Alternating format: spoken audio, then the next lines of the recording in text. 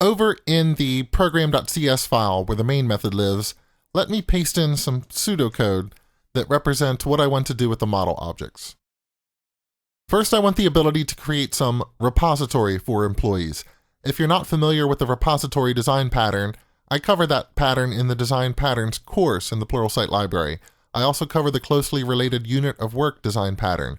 The summary is that a repository hides the ultimate source of persisted data, so when I use a repository, I could be getting employees from a SQL database or an XML file or a web service. It doesn't matter. The repository is a layer of abstraction between me and the ultimate data source. It gives me some flexibility and testability when required. And notice that the repository is a generic type.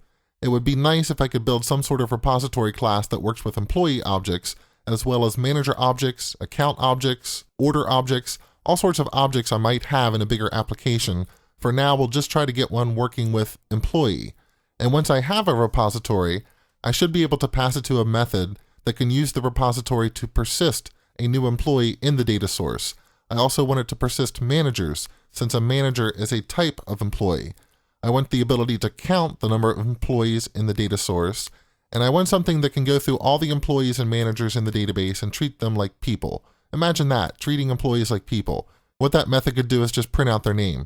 I think this is possible since employee derives from the person class. Now, the ultimate data source I want to use behind the scenes is SQL Server. So let's get this project set up to use the entity framework and then see if I can use the entity framework to build this repository type abstraction.